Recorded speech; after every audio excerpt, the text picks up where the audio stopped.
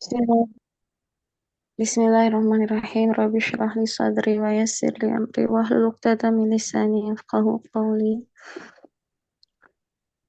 Izinkan saya membuka kelas belajar tadabbur Quran kita pagi ini dengan Al-Fatihah. Bismillahirrahmanirrahim. Alhamdulillahi rabbil alamin. Ar-Rahmanirrahim. Maliki yaumiddin. Iyyaka na'budu wa iyyaka nasta'in. Ihdinas siratal mustaqim. Siratal ladzina an'amta 'alaihim ghairil maghdubi 'alaihim waladdallin. Amin. Dan salam untuk Rasulullah.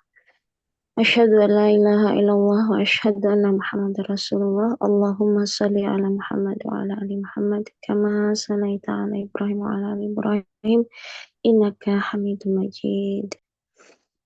Baik, pagi ini kita akan berusaha mentadaburi Quran surah Al-Baqarah ayat 183. Betul ya Pak Dani? Ya, betul. Ya. Izinkan saya membacakan ayat tersebut. A'udzubillahi minasyaitonir rajim. يا أيها الذين آمنوا كتب عليكم الصيام كما كتب على الذين من قبلكم لعلكم تتقون. Wahai orang yang beriman, diwajibkan atas kamu berpuasa sebagaimana diwajibkan atas orang-orang sebelum kamu agar kamu bertakwa. Baik, selanjutnya Bismillahirrahmanirrahim. Langsung aja kita dengarkan pemaparan dari Pak Dani. Ya, Silakan Pak Dani. baik. Bismillahirrahmanirrahim. Assalamualaikum warahmatullahi wabarakatuh.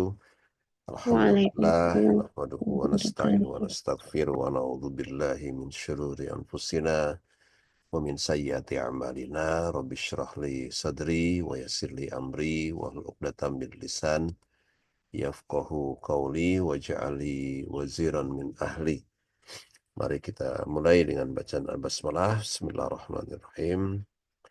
Doa yang layak ya, yang disunahkan juga Rasul untuk kita baca bersama itu adalah Robbi Ishrah Li Sodri. Kenapa kita butuh doa itu? Karena kita butuh kepada Allah untuk mendapatkan isyrah. Isyrah itu pelapangan ya, dilapangkan sodar kita. Sodar itu adalah saya sih selama ini menerjemahkannya ruang kesadaran. Jadi sodar yang dilapangkan artinya kesadaran kita diperluas sehingga mudah memahami sesuatu dan mudah menyadari hal tersebut. Pengetahuan tanpa kesadaran kan sesuatu yang kurang gitu. Jadi pengetahuan yang disadari jauh lebih penting dari sekedar sesuatu yang baru diketahui. Nah, kesadaran dengan pemahaman itu sebenarnya dekat-dekat. Orang paham tapi belum tentu menyadarkannya. Nah, sehingga ketika kita berdoa, Robbi Ishrah Li Sodri, ya Allah lapangkan ruang kesadaranku ini, itu indah sekali. Membuat kita mudah untuk menyadari hal-hal yang tampak tidak tersadarkan sebelumnya. Kemudian kita baru mengerti dan oh iya ya, Alhamdulillah. Nah, itu kesadaran itu kan sangat mahal ya. Tidak semua orang dimudahkan untuk menyadari, memaknai sebuah hikmah kehidupan. Wa yassirli amri, doanya Nabi Musa yang kita juga biasa bacakan.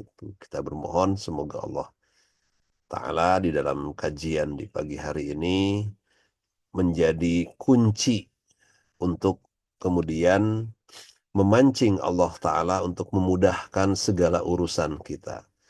Jadi majelis ta'lim yang kita bangun ini juga bisa kita eh, akadkan ya, kita ijab kabulkanlah dengan Allah Ta'ala. Ya Allah, hamba menggali pengetahuan, menggali ilmu ini, semoga ini menjadi sebuah pengantar, sebuah pancingan kasih sayangmu, dan wujud kasih sayangmu sekarang yang hamba butuhkan adalah dimudahkan dalam setiap urusan yang akan hamba jalankan di setiap hari ini. wahlul 'uqdatam min lisani yafqahu qawli itu juga lebih indah lagi ya. Karena ketika kita memahami sesuatu, kemudian menyadari hal tersebut dari sebuah pemahaman, pengetahuan dulu ya, pengetahuan, pemahaman, kemudian ada kesadaran timbul, maka kita tidak boleh simpan sendirian.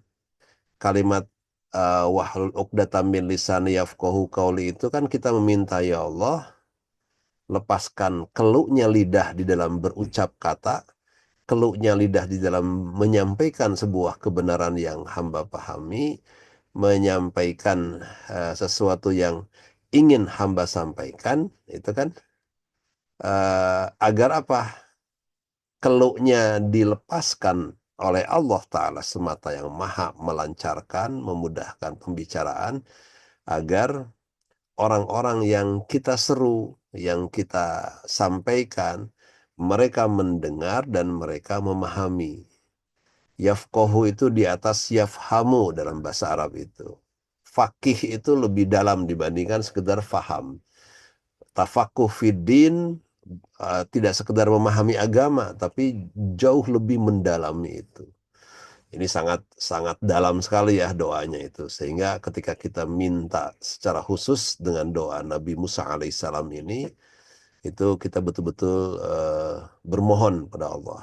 Ya Rabbi, lapangkan ruang kesadaranku sehingga hamba mudah menyadari banyak hal. Apa yang engkau hadirkan dari sisi manapun, hamba mudah menemukan kesadaran di balik itu. Dan ya Allah, ya sirli amri, mudahkan urusanku. Pertama, urusan di dalam menggali pengetahuan ini dari manapun sumbernya, kita layak gali semua dengan sebaik-baik penggalian. Dan yang terakhir, outputnya adalah, ya Allah, kalau hamba sudah tersadarkan dengan hal ini, engkau mudahkan urusanku ini, maka semoga engkau lepaskan keluknya lidah. Arti keluk lidah itu kadang kita berkata-kata sesuatu yang kita tidak paham. Kita mengatakan sesuatu yang tidak kita kuasai gitu istilahnya itu. Sesuatu yang kita tidak mampu jalankan. Nah, kita berlepas dari itu. Nah, kemudian keluknya itu dilepas sehingga kita mudah mengatakan sebuah kebenaran. Tujuannya apa? Agar mereka, orang-orang yang kita sampaikan pesan itu pun memahami hal yang sama. Alhamdulillah ya, ini doa yang saya selalu ingin sampaikan, yang saya paham sangat indah sekali. Baik, saya masuk ke sebuah tema pembahasan di hari ini. Memang seputar Ramadan, ayat yang kita gali itu karena saya ingin menggali, mudah-mudahan ini ada sudut pandang yang kalau memang ini berbeda, sesuatu yang positif, maka ini bisa kita temukan sesuatu yang menarik sebetulnya terkait dengan apa, surat Al-Baqarah 183 ini. Nanti apa hubungannya dengan tiga istilah yang saya sebut? Ada istilah Arabnya memang seringlah kita dengar istilah taholli, tahalli, dan tajalli. Itu tiga tahapan perjalanan menuju Dia Ta'ala itu. Perjalanan pemurnian diri, perjalanan kemudian kita berhias diri, mensifati dengan sifat-sifat kebaikan yang Allah Ta'ala miliki dan kita ingin sifati juga, yang memang layak kita miliki. Kemudian yang terakhir adalah penganugerahan. Jadi anugerah Allah itu pasti akan diberikan. Ini sudah kepastian ya. Allah tidak mungkin la yukhliful mi'ad, tidak mungkin menyalahi janjinya. Mustahil bagi Allah. Kepada siapa? Kepada yang menyiapkan sesuatu dengan sebaik-baik persiapan, sebaik-baik kesiapan. Kalau si hamba ini dipandang oleh Allah, dia hamba yang telah siap menerima anugerah, maka aku pasti akan anugerahkan. Yang belum siap menerima anugerah, oke, ditunda dulu sampai dia siap diberikan. Dan Allah tidak mungkin melanggar janjinya.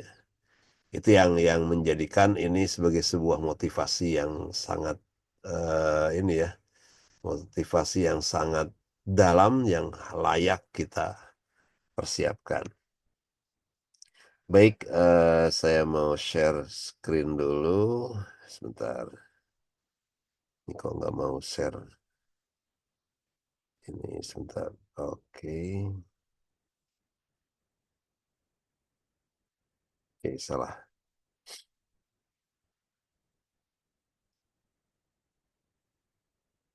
Jadi surat Al-Baqarah ini surat yang tentu sangat sering dibahas ya karena terkait dengan Ramadan ini. Yang sering dibahas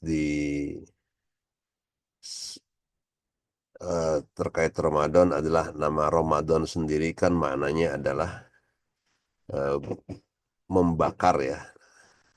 Saya tidak menyiapkan ini ya Mbak Wening ya, tidak menyiapkan file, tapi saya suka menulis jadi yang saya ini kan tulisan-tulisan ini catatannya. Iya, baik Pak. Oke, tadi sudah kita buka dengan basmalah, tapi belum saya tulis pembukaannya.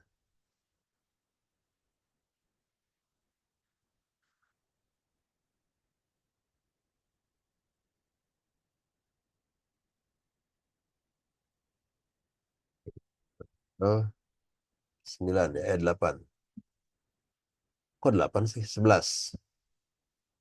11 Maret.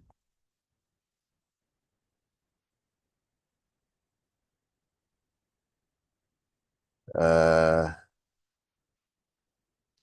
di dalam surat itu, kalau boleh sebentar, saya mau kopas dulu aja.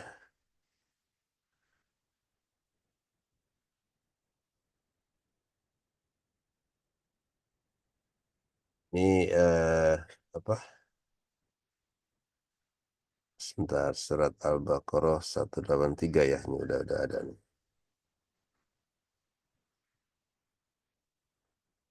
Saya kopas dulu biar enak diberi catatannya. Oke.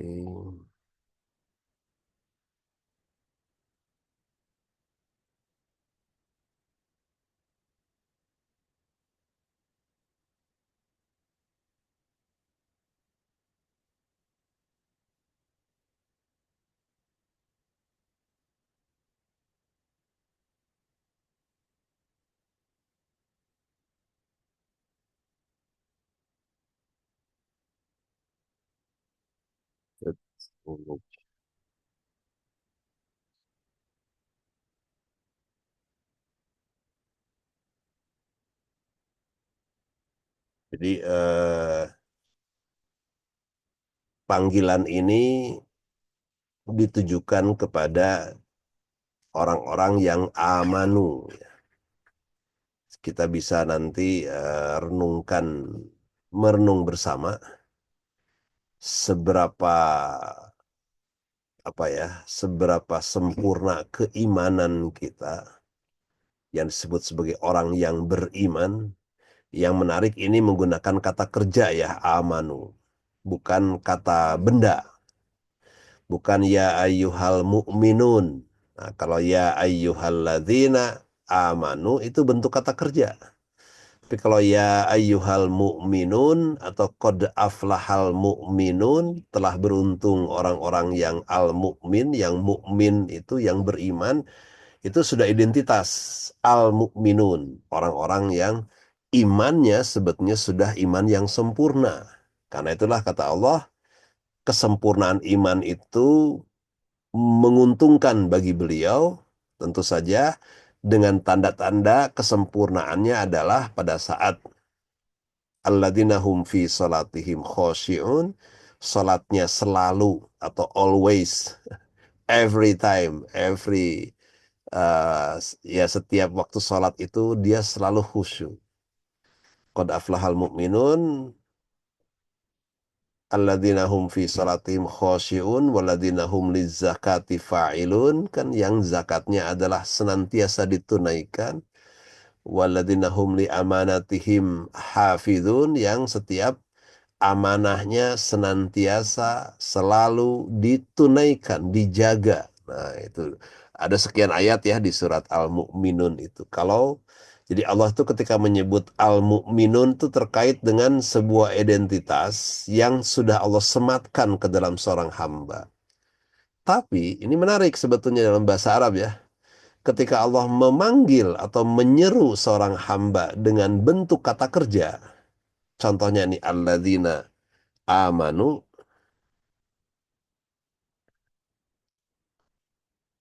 saya mau ganti biar merah menyala.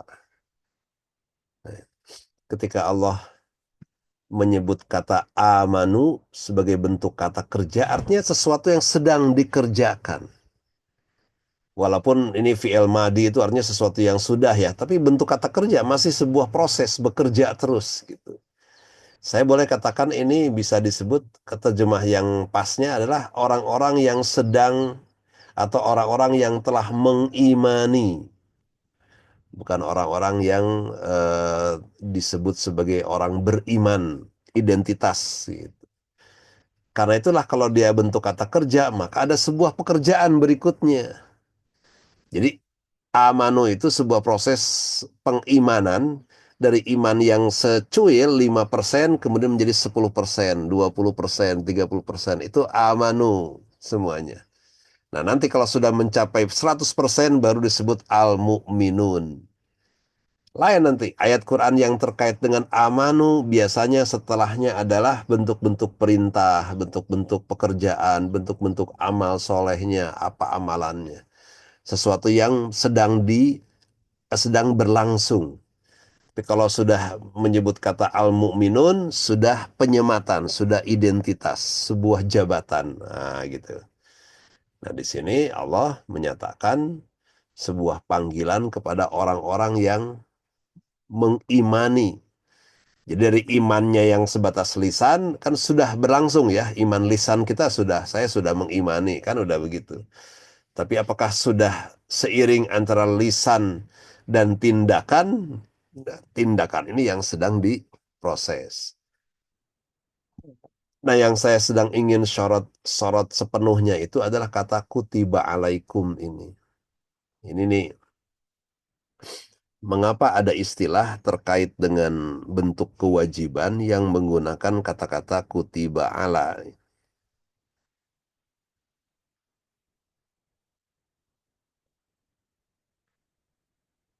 Ini saya ingin mencoba melihat dengan kata-kata ini. Wah, jadi betul secara bahasa disepakati mayoritas ulama bahwa kata kutiba ala itu bermakna diwajibkan. Ini kutiba itu bentuk pasif ya, kata kerja pasif. Kalau kataba itu kata kerja aktif. Begitu ada u, i, dan a, futiha, kutiba, ju'ila, su'ila. Ini nih kata kerja bahasa Arab dulu ya sebentar. Yang polanya U, I, dan A itu biasanya atau hampir bisa dikatakan selalu berbentuk pola kata kerja yang pasif. Di dan an. Futiha dibukakan. Su'ila ditanyakan. Ju'ila dijadikan. Khuliko diciptakan. Innal insan khuliko haluan. Manusia itu dicipta memiliki tabiat berkeluh kesah. Khuliko diciptakan. Jadi di dan an. Jadi asal ini ya, asal mula kata ini ya. Nanti kemudian kenapa jadi maknanya diwajibkan. Jadi ini mana dasarnya dituliskan. Ingat-ingat ya. Karena kata kataba dalam bahasa Arab ini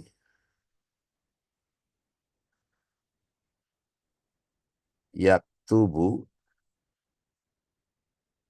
Biasanya gini kalau pola bahasa Arab itu fi'il madi past tense-nya baru present tense. Artinya dia menulis. Kitab itu tulisan. Maktab itu meja tempat menulis. Maktabah itu perpustakaan. Kumpulan buku-buku yang ditulis kan gitu. Alaikum, alanya kepada siapa? Dituliskan kepada orang-orang yang amanu, atas orang-orang yang mengimani. Nah, saya lebih suka menerjemahkan mengimani ya, karena dalam konteks kata kerja bukan yang sudah, walaupun ada beriman juga bisa berbentuk kata kerja, tapi kayaknya lebih ini enak saya sih terjemah itu mengimani. Tentu ada objeknya biasanya. Mengimani apa? Ya, kalau dalam dalam ayat ini terkait dengan semua hal ya, keimanan kepada apa yang Allah perintahkan untuk mengimani agar mencapai kesempurnaan keimanan. Jadi keimanan itu kan kaitannya luas ya. Jadi kutiba alaikum dituliskan. Nah, ini saya kembalikan ke bahasa dasar dulu ya, agar kita tahu kenapa kok ini saya lihat ini hal menarik gitu untuk dilihat dari sudut pandang berbeda.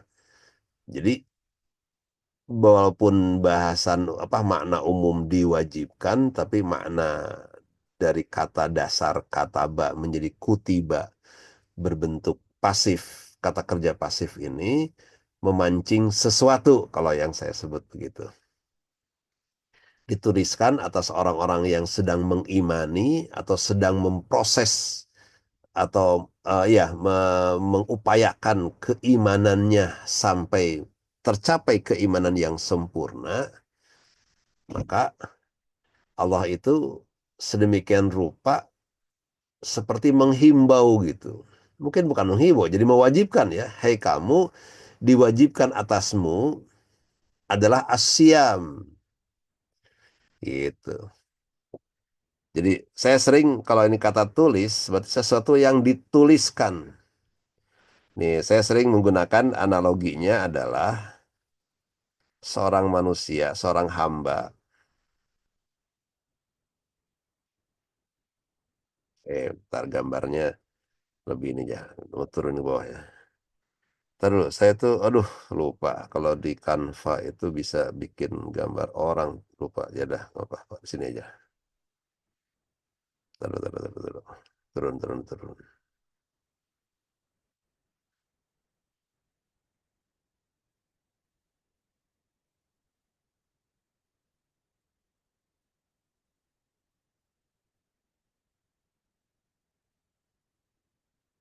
Jadi sebuah himbauan kepada seorang hamba, kalau saya sebut begini, agar tulislah gitu di dalam dirimu hai hamba, kutiba alaikum dituliskan dalam dirimu itu apa asyam. Di sini nih, saya tulis di sini nih.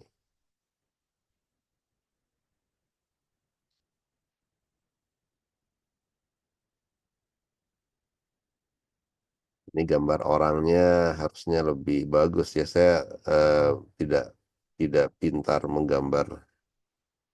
Anggaplah ini orang yang kemudian di dadanya lah istilahnya. Itu ada tulisan asyam. Dengan makna siam itu apa? Apa arti makna siam? Penjagaan. Jadi menjadi sebuah kewajiban tertulis di dalam dada setiap hamba itu asyam. Jadi 30 hari kita eh, menempuh perjalanan masuk ke sebuah momen yang disebut Ramadan, itu adalah momen di mana kita sedang membangun atau sedang ingin menorehkan atau menuliskan gitu. Kalau berhasil ya, ini persoalannya itu persoalan tersendiri nih, berhasil tidaknya. Sebuah asyam di dalam setiap dada kita. Setiap diri kita harusnya ada asyam yang ditulis, ditorehkan gitu. Kalau berhasil, dia akan menjadi sang penjaga diri kita. Itu wajib kita miliki tulisan asyam di dalam diri ini gitu. Dan Allah yang menuliskan.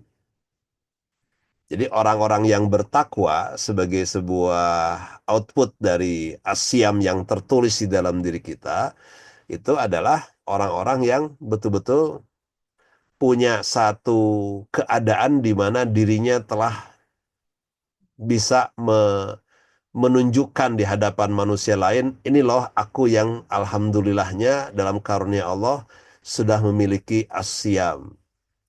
Jadi kalau boleh disebut asyam itu kan penjagaan tuh lebih ke proteksi ya. Itu. Kalau disebut perisai, nah, perisai penjaga. Perisai kan tujuannya untuk penjaga ya, menjaga diri dari serangan tombak atau lemparan batu atau apapun dengan perisai itu. Nah, kita harus punya perisai diri itu. Gitu.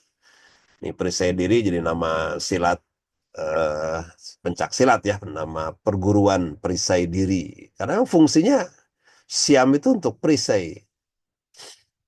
Nah, yang menarik Al-Ghazali itu menuliskan ada 6 perisai utama di dalam diri ini. Seandainya si hamba ini memiliki, aduh sempurnalah sang hamba. Bukan sempurna apa ya, beruntunglah gitu. Apa perisai dirinya itu jaga pandangan,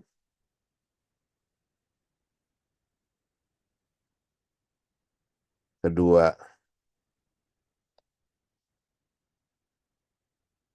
jaga pendengaran,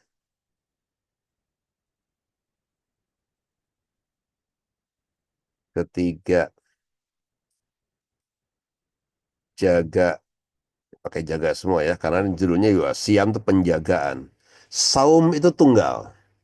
Siam itu bentuk jamak dari saum. Nah, arti saum itu somaya semu itu menjaga, melindungi, perlindungan. Siam itu berarti lebih dari satu. Apa yang sedang ingin ditempuh, dibangun dalam diri kita di bulan ini, yaitu menempuh perjalanan dalam 1 bulan 30 hari ini untuk bisa membangun mekanisme pertahanan gitu, penjagaan diri gitu. Pertama, kemampuan menjaga pandangan. Kedua, kemampuan menjaga pendengaran dari sesuatu yang Allah tidak ridho. Ini pandangan juga dari Allah yang tidak ridho. Kemudian menjaga, tiga, jaga lisan atau tulisan ya. Karena sekarang lisan kita dalam bentuk jempol ya, dalam gerakan jempol menulis di eh, status WhatsApp atau komentar di Facebook atau di IG, Instagram. Kemudian kalau tidak bisa menjaga lisan kita dalam wujud tulisan, ada masalah kan?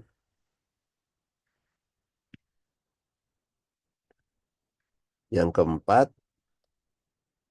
jaga anggota badan.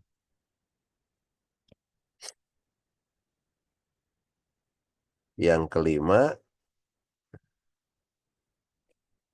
berarti kan langkah kaki kita kemana, menjaga tangan kita dari hal yang Allah tidak ridho. Jadi semua anggota tubuh. Menarik ya kalau saya ini pandangan kita siam, pendengaran kita harus disiamkan, menjaga, melindungi dari hal yang ini. Lisan atau tulisan, anggota badan. Ada lagi namanya jaga, ini biar biar seragam semua ya. Nomor 5. Ini maaf urutannya jadi nggak bulat. Enaknya sih 1, 2, 3-nya ngurut ke sini ya. Dibikin memutar tuh kayaknya bagus tuh. Anggota badannya di sini aja lah. Empat, jaga, ini kan putaran tawaf ya.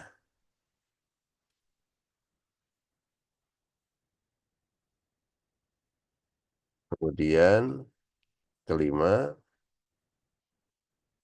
jadi ya betul. Kelima, jaga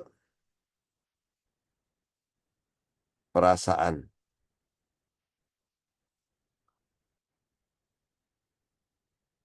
jaga keinginan. Nah, ini 5 dan 6 menarik nih. Ada harap, ada cemas.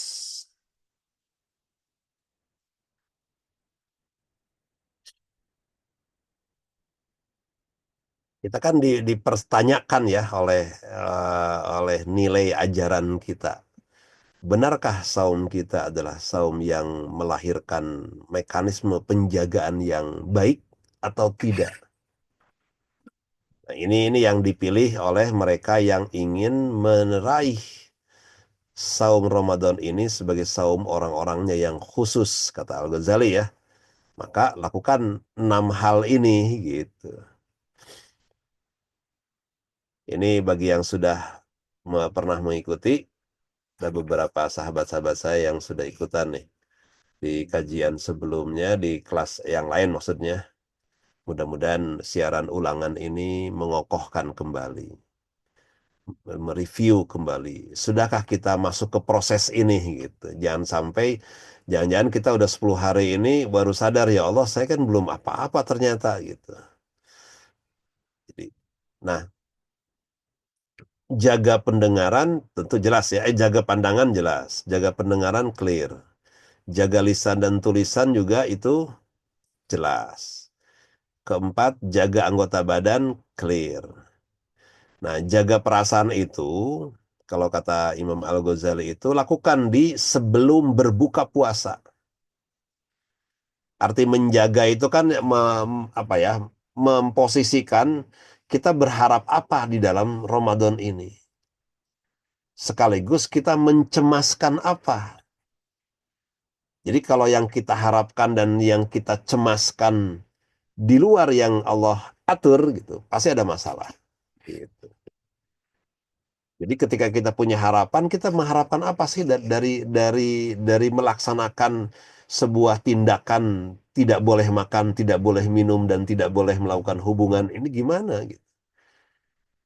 Nah sekarang tidak boleh mengumbar pandangan, mengumbar pendengaran, mengumbar lisan dan tulisan, mengumbar keinginan anggota badan. Nah, ini bisa nggak dikembangkan kayak gitu ke situ gitu harapan kita? Atau kita tidak punya harapan apa-apa kecuali kita hanya sekedar ya ini kan kewajiban. Memang sudah seharusnya setiap tahun ada satu momen 30 hari yaitu saya harus lapar, harus haus gitu. Kalau yang kita cari itu ya jawabannya adalah kata Allah, oh iya oke, kalau kalau engkau cari adalah agar bisa lapar, bisa haus demi memenuhi kewajiban, maka yang kamu dapatkan, ya itu juga sama. Mendapatkan hausnya, mendapatkan laparnya, dan keinginan berhubungan bagi suami istri ya. Segitu-gitunya dapatnya, ya yang nggak masalah silahkan gitu. Kata Allah. Allah kan zat yang tidak pernah memaksakan sebetulnya. Jadi wajib di sini sebenarnya kamu sewajib seyogianya punya loh. Jadi Allah tuh sampai sedemikian sedemikian rupa membuat wujud kewajiban syariat ini demi menyelamatkan sang hamba itu sendiri gitu. Anak kita dijemput yang biasa antar jemput sekolah pakai motor misalkan. Kemudian tahu bahwa ini sudah mendung. Nah, orang tua yang bijak pasti akan meminta tetangga yang biasa antar jemput untuk ini jas hujan ya. Kalau hujan suruh pakai gitu ke anak. Diwajibkan untuk pakai jas hujan. Buat apa coba? Anaknya misalkan awalnya nggak mau gitu. Karena panas dan sebagainya atau nggak enak lah makanya ribet gitu. Padahal orang tua tahu ini kewajiban memakai, diwajibkan, diharuskan memakai jas hujan agar terlindungi dari hujannya yang akan membuatnya sakit kalau misalkan tidak dijaga. Allah tuh begitu gitu kepada para hambanya. Kamu diwajibkan saum itu agar ini gitu. Agar mampu menjaga pandangan, mampu menjaga pendengaran, mampu menjaga lisan, tulisan, menjaga anggota badan, termasuk mampu mengendalikan, menjaga itu termasuk mengendalikan perasaanmu dengan benar. Gitu. Jadi yang kita harapkan apa? Kalau tidak berharap apa-apa, ya tidak mendapatkan apa-apa. Kalau kita punya harapan, punya permohonan, ya Allah, hamba ingin menemukan nikmatnya sujud itu apa sih, bagaimana sih gitu. Ya Allah, saya ingin merasakan buah daripada saum itu adalah qiyamul lail yang nikmat. Kan kita mungkin jangan-jangan ya tidak tidak menjadikan qiyamul lail kita baik tarawih atau itu sebagai buah daripada kesempurnaan saum kita di pagi harinya gitu. Jadi saya melihatnya begitu ya. Kita cek nih, malas tidak malasnya kita melakukan ini, saya termasuk yang terlibat ya, artinya terlibat disindir juga gitu. Kerasa gitu. Jadi kalau siang hari ada sebuah kesalahan yang kita lakukan, kemudian ada ketidakmampuan menjaga di antara nama hal ini, maka efeknya di malam hari ini gitu. Seberapa kita bersemangat beribadah. Itu tuh saya yakin ya, hakul yakin itu buahnya langsung kita rasakan. Jadi kalau malamnya dibuat bersemangat, mau melakukan apapun untuk sebuah kebaikan, pasti buah daripada seharian pagi sampai siang sorenya adalah sesuatu yang sudah mencapai targetnya lah istilahnya itu. Kemampuan menjaga, kemampuan apa dibuat bisa menjaga pendengaran, awalnya berjuang keras dulu kan, dan seterusnya. Kita mencemaskan sesuatu nggak dari Ramadan ini? Ketika maghrib menjelang maghrib, apakah kita mencemaskan ya Allah dalam sehari ini Engkau mewajibkan hamba melakukan eh, tindakan di mana hamba tidak boleh makan dan minum dan hamba harus lapar, berhasil nggak sih? Jadi ketika merasa tidak berhasil, sholatnya masih sholat yang hampa, yang terburu-buru. Ini demi Allah ini menyindir saya pribadi juga loh. Karena kerasa betul gitu. Ketika ada sebuah kesalahan dilakukan itu langsung efeknya kepada kata Ali bin Abi Thalib radhiyallahu anhu ya. Karamallahu wajhah kalau Ali bin Abi Thalib itu. Dicabut lezatnya munajat itu kalau kita melakukan sebuah dosa. Nah, ketika kita sujud, ketika kita, makanya renungan terbaiknya itu di menjelang berbuka itu, saat puncak-puncaknya lapar, menjelang berbuka, kita eh, mampu nggak mengevaluasi diri harian, hadirkan harapan-harapan ya Allah, semoga ini Engkau terima ibadah hamba, amal hamba, semoga hamba mendapatkan yang Engkau janjikan, sebuah kedamaian hati ya Allah. Hamba cemas, jangan-jangan tadi lisan yang terlontar menyakiti saudara hamba ini mencabut, membuatnya hamba hilang merasakan lezatnya ibadah. Ngeri-ngeri sedap ya, sahabat-sahabat semua. Nah, yang terakhir, kalau dari apa yang dituturkan oleh Imam Al-Ghazali ya, menjaga keinginan. Yang paling utama, setiap berbuka, itu keinginan makan banyak, keinginan minum segala, keinginan membalas dendam lapar seharian kita. Gitu. Ini semua, saya termasuk yang juga sering tersindir ya, begitu buka bersama terutama ya, karena buka bersama itu menguntungkannya semuanya terhidang bahkan masing-masing membawa makanan yang ini, masing-masing orang yang hadir ya, atau masuk ke restoran, begitu all you can eat, dipersilahkan prasmanan mengambil apapun yang bisa diambil, diambil semua. Kan menjaga keinginan ya. Inginnya secukupnya. Nah, makanya Al-Ghazali mengajarkan, bisa nggak kita berbuka dengan secukupnya, selayaknya, sesuai dengan kadarnya. Ala kadarnya dalam bahasa Arab ini, tulisannya gini. Ini saya mau ngulas lagi ini ya.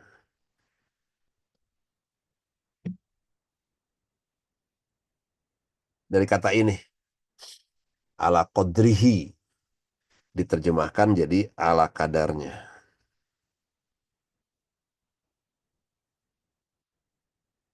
Kita sering mengatakan ala kadarnya itu kan seada-adanya gitu. Ya, kita makan ala kadarnya ya. Nah, artinya makannya secukup seadanya di situ. Tapi yang menarik ala kadarnya kalau lihat dari teks Arabnya itu sesuai dengan ukuran kita. Perut saya segini, kata Rasul, saya harus mengisi perut ini dengan sepertiga cukup makanan, sepertiga lagi minuman, dan sepertiga lagi sisakan untuk udara. Gitu. Nah, seringkali kita kan 2/3 makanan, sepertiga minuman, habis perut kita kembung. Sehingga kalau kemudian ada kunjungan ke belakang, ke toilet, itu kan demi melepaskan sepertiganya makanan yang disumpal ke dalam diri kita, sehingga jadi 2/3 gitu. Atau ketika kita eh, sadar bahwa kita jadi pengen tidur, ngantuk berat, itu kan karena gara-gara jangan-jangan ada apa kita mengambil makanan yang tidak ala kadarnya, tidak sesuai dengan kadarnya. Asik ya, istilah itu kan kita ini sama Nabi juga mengatakan cintailah sesuatu ala kadarnya. Ada hadis begitu. Itu bukan berarti mencintai secukupnya atau seminim minimalnya, bukan. Sesuai dengan kadarnya, kadar cintanya segimana. Kecintaan kita kepada pasangan tentu kan kadarnya beda dengan kecintaan kita kepada anak sebetulnya. Dengan pasangan kan bisa melakukan apapun dan seterusnya dan seterusnya. Tapi kalau dengan anak kan nggak bisa sembarang. Yang penting cinta itu diwujudkan ala kadarnya, artinya sesuai dengan kadar seorang ayah mencintai anaknya, kadar seorang ibu mencintai anaknya. Kan tidak mungkin untuk ditiduri dan seterusnya ya, naudzubillah gitu. Tapi ala kadar itu sesuai dengan kadarnya. Mencintai tetangga ala kadarnya kan sesuai dengan ininya kan, saling mencintai sesama saudara kan bukan berarti bisa melampiaskan kebutuhan biologisnya kan nggak begitu, naudzubillah ya. Di ala kadar itu sesuai dengan kadarnya.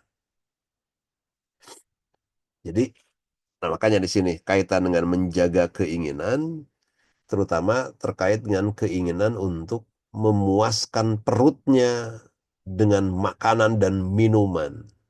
Utamanya itu karena di apa? Oh, ini nih nomor 6 tuh harusnya nomor 5 ini. Saya mau urutannya kalau di urutan nih. Ini jaga keinginan di sini.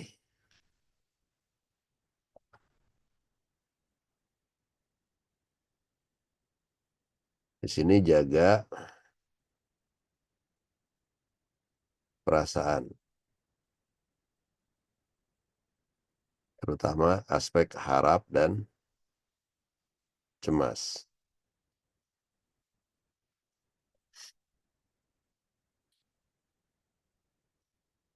Ah, saya tidak bermaksud menyindir secara gender ya.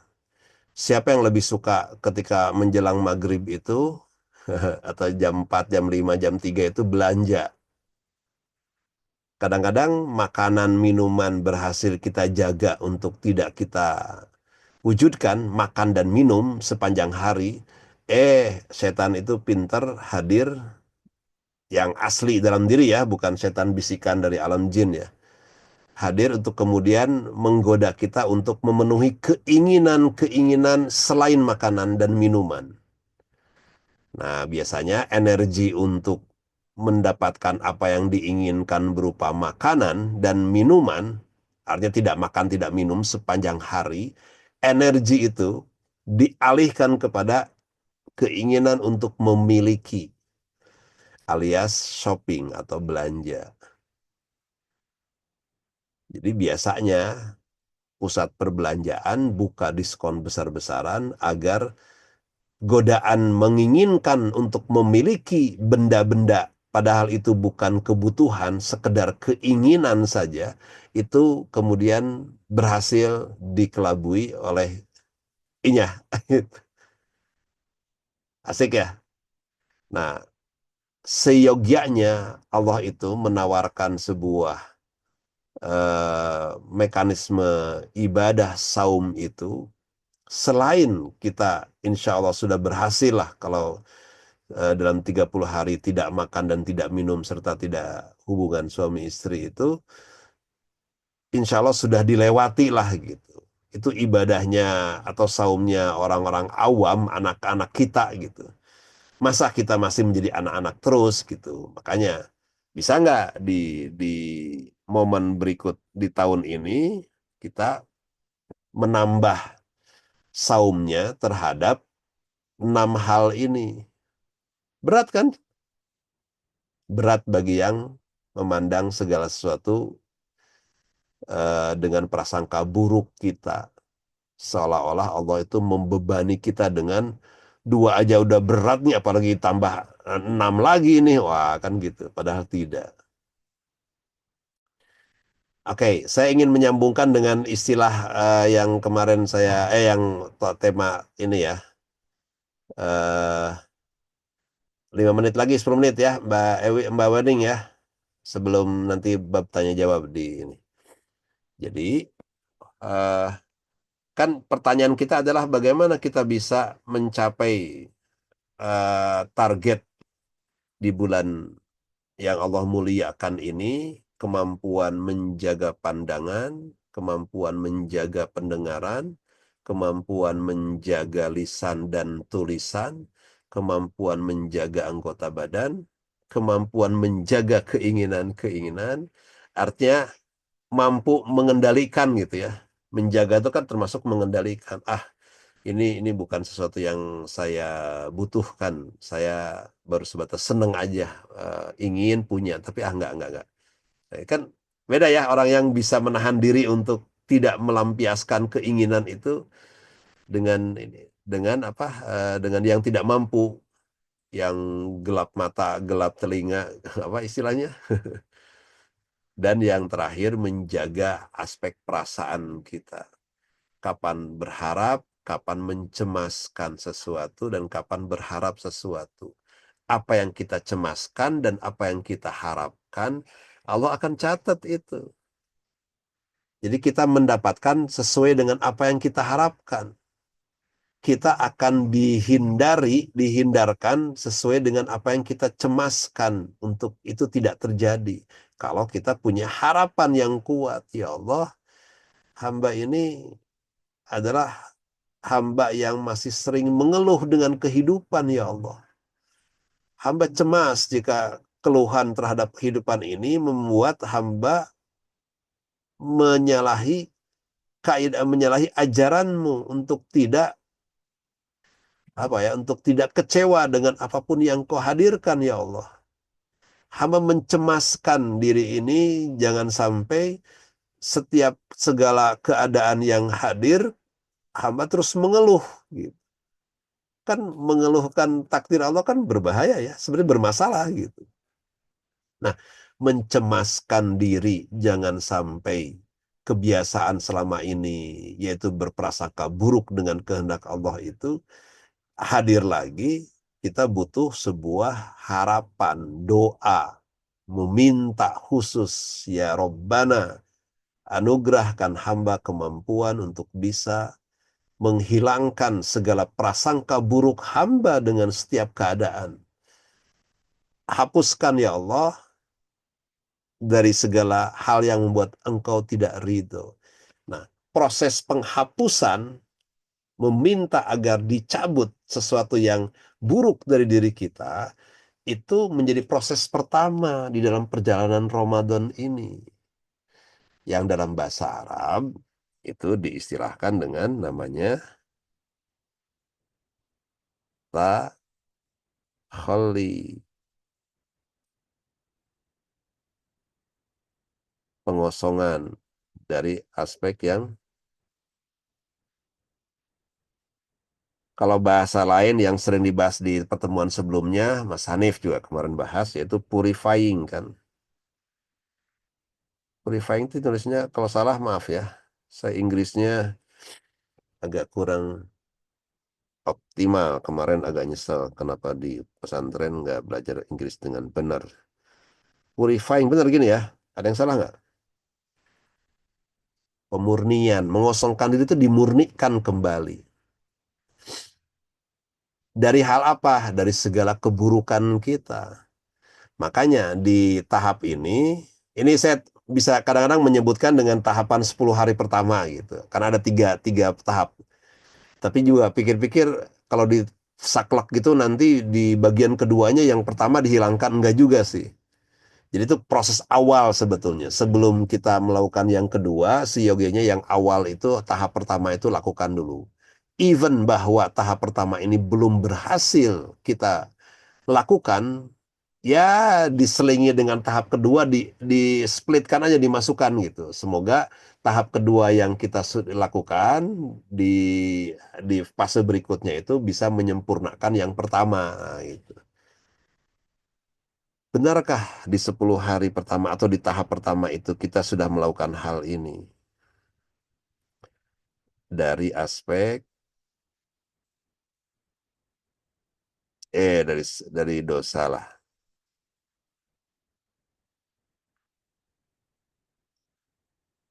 Kita mohon ampun kan dari dosa-dosa, mohon pemaafan kepada Allah. Allahumma innaka afuwun karim tuhibbul afwa fa'fu an.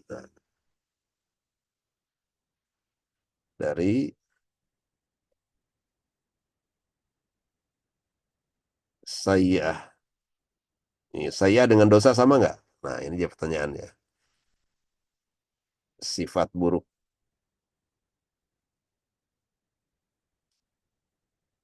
Kalau dosa tindakan buruk.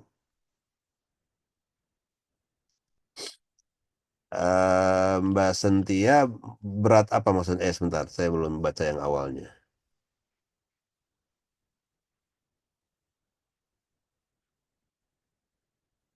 Oh iya, iya betul betul.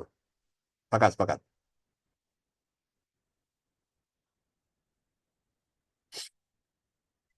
Tapi menjaga tulisan masih banyak yang ini loh, atau menjaga lisan ya. Kita nggak sadar gitu. Bisa juga, walaupun memang betul, kita lebih aware ya, lebih lebih. Oh ya ini nggak boleh nih, jaga lisan. Karena sering disebut-sebut. Tapi jaga keinginan dan jaga perasaan itu hal tidak ringan loh. Ini kan tindakan buruk ya, yang Allah tidak sukai. Beda ya, kalau sifat buruk itu sesuatu yang melekat dalam diri kita, yang orang kalau ditanya siapakah si A? Oh, si A itu yang pemarah ya. Nah, itu sifat buruknya. Tapi dia ada dosa marahnya, ada ketika dilakukan. Nah, sifat-sifat itu diturunkan oleh Allah kepada anak-anak kita. Ngeri kan? Kita sebut dalam bahasa Arab itu sayyi'ah. Sedangkan dosa tidak diturunkan. Tapi sifat, karakter, tabiat. Nah, ini memang istilah yang sebetulnya ada perbedaan, tapi saya sementara anggap sama dulu ya. Sesuatu yang ada dalam diri kita, yang masih potensial gitu. Tapi sudah dilabeli dengan kata-kata, dia sifatnya memang begitu. Apakah bisa dirubah? Harusnya bisa. Tapi persoalannya yang merubah itu, mengubah atau merubah. Nah, itu hanya Allah Ta'ala semata kuasanya gitu. Kita nggak bisa berbuat sesuatu yang di dalam kuasa Allah. Ya Allah, saya ini pemarah ya Rabb. Mudah sekali tersulut dalam segala sesuatu dengan amarah dan amarah. Ya Rob, hilangkan sifat marah ini. Nah, itu nomor ini ya, purifying itu dari situ. Nah, kita kita aware nggak di dalam momentum indah Ramadan di mana Allah sudah siap istilah Ramadan, ada yang pernah bahas kan pastinya kan? Dari kata Ramadan, bulan Ramadan itu artinya membakar. Pakai tanda seru. Jadi bulan yang membakar segala sayi'ah, segala dosa dibersihkan. Harusnya. Kalau, nah ini dia masalahnya, prasyaratnya lumayan. Kalau si hamba itu sadar, ya Allah, ini dosa kebohongan hamba. Tadi pagi dengan sengaja hamba berbohong untuk melindungi sesuatu. Agar tidak dipandang jelek, saya berbohong. Dan ya Robbi di waktu maghrib misalkan ya. Ini hamba kebohongan hamba ini hamba ingin serahkan kepadamu untuk hapuskan ya Allah. Hamba ngaku tadi itu berdosa karena berbohong. Kita punya momen kayak gitu nggak? Punya punya sebuah ijab kabul dengan Allah model seperti itu nggak? Di mana setiap keburukan kita, sayyah yang kita lakukan, bukan, sayyah sifat, kemudian kita lakukan menjadi dosa, yang kemudian kita sadari, aku, apa, mengakui gitu. Lalu kita pasrahkan, ya Allah, please hapuskan dosa ini ya Rob. Yang berat adalah ketika setan, nah, setan itu kan juga menarik ya. Di bulan Ramadan, konon katanya, setan itu dibelenggu. Menurut hadis begitu, bukan konon ya, memang hadisnya begitu. Memang, tapi yang dibelenggu setannya dari kalangan jin. Minal jinnati wan nas, itu kan jin dan manusia. Sedangkan dari sisi manusianya itu diri kita sendiri atau orang lain yang membisik kita melakukan keburukan. Orang lain nggak ada, misalkan tetangga lagi pergi, kita nggak berinteraksi siapapun, tapi kita bisa sombong, bisa bisa dengki sendirian, bisa ujub sendirian, nggak ada orang lain gitu. Siapa coba itu yang menggiring kita untuk mendengki, menyombongkan diri, atau melakukan ujub, atau ria, update status, "Ya, Alhamdulillah saya sudah tahajud 15 rakaat. Alhamdulillah saya sudah membaca tilawah 2 juz satu hari." Tapi dalam hati ada timbul semacam kebahagiaan ketika bisa mendapatkan pujian demi pujian dari orang yang merespon status WhatsApp kita atau Instagram atau FB kita.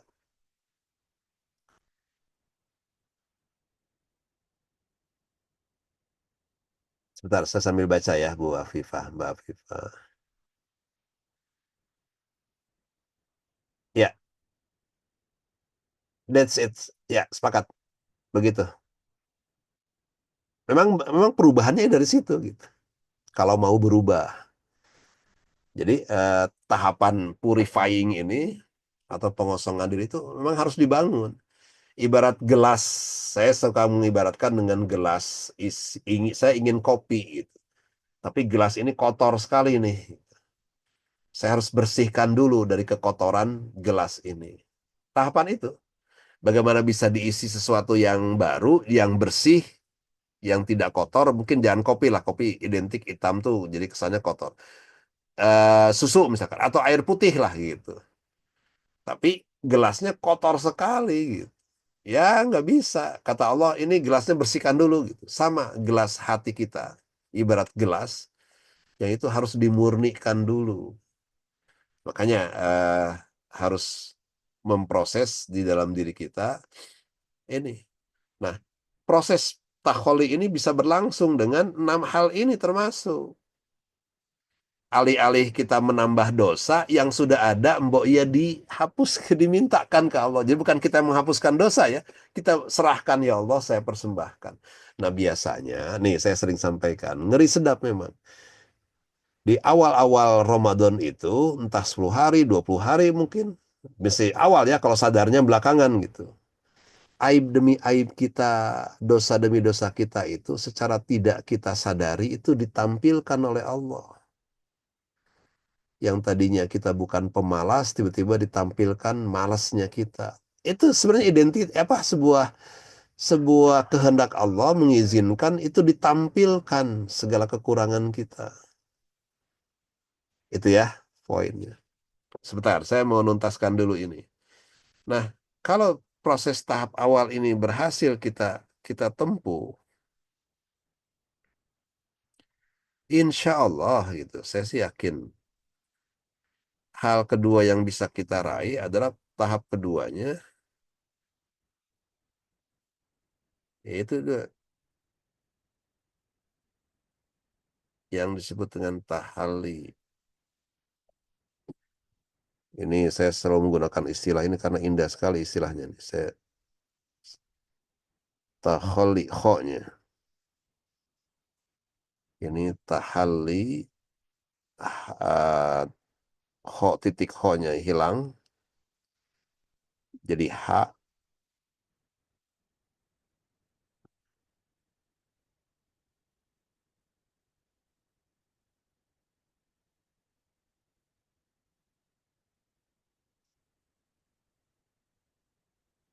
penghiasan diri.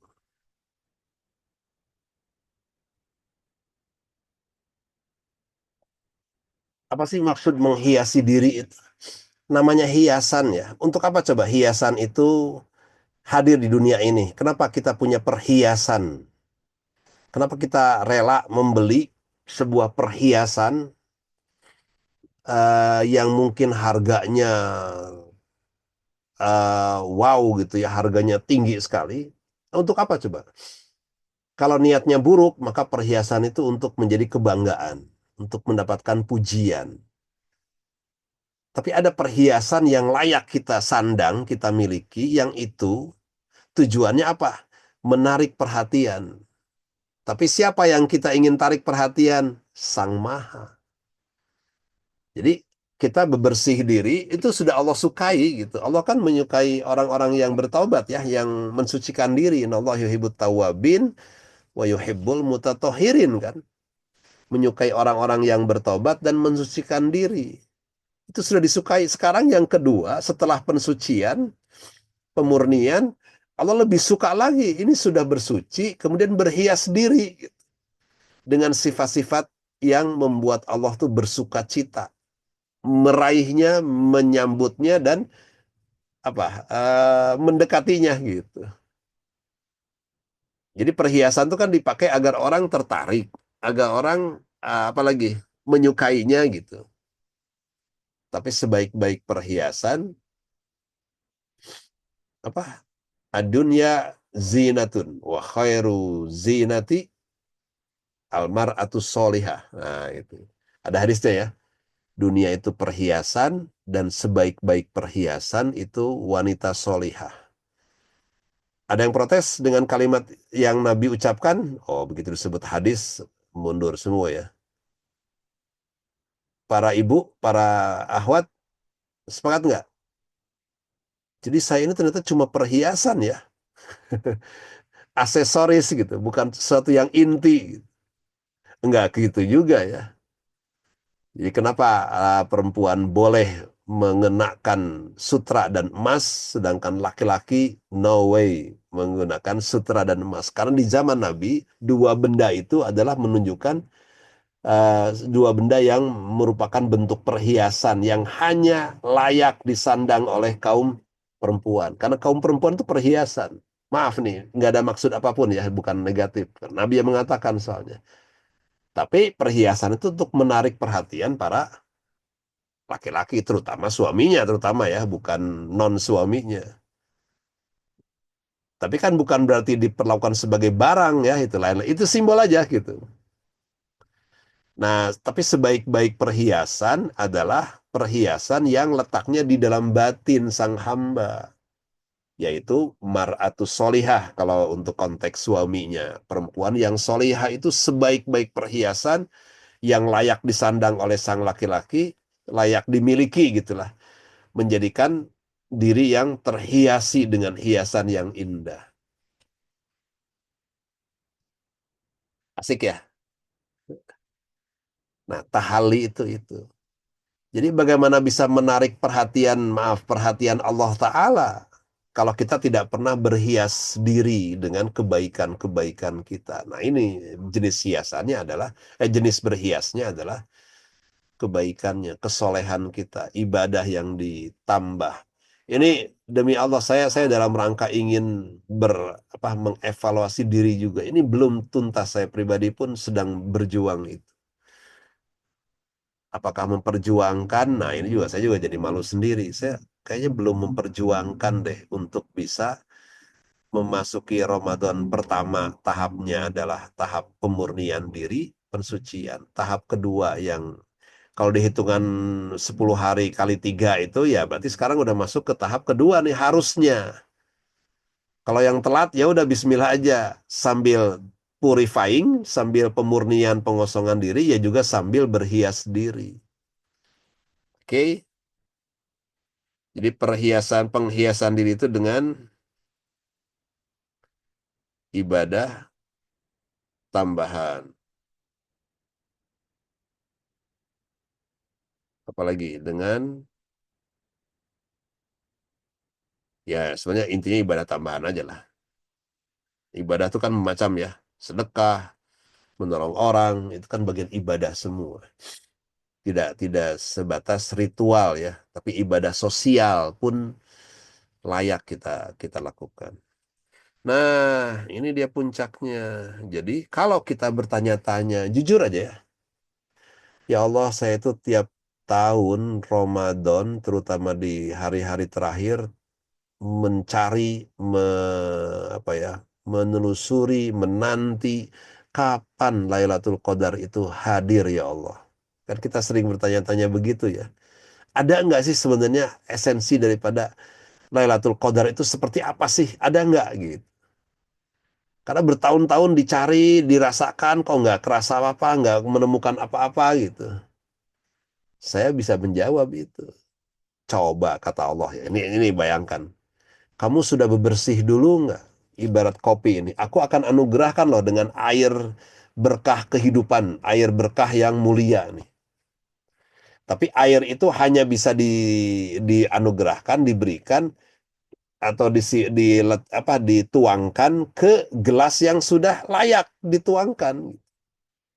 Ini masih kotor sana sini, masih apa ada pecah jadi bukannya diganti baru, ini mah tetap kekeh dengan satu gelas itu, udah kotornya nggak bisa dibersihkan lagi, terus nggak ada sesuatu yang menarik perhatian untuk ini karena ada hiasan-hiasan yang melekat di dalam gelas itu.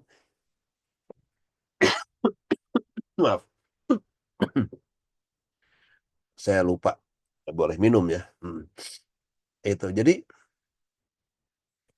aduh ini udah setengah tujuh, berarti waktu tinggal setengah jam ya. Maaf ya Mbak Wening ya.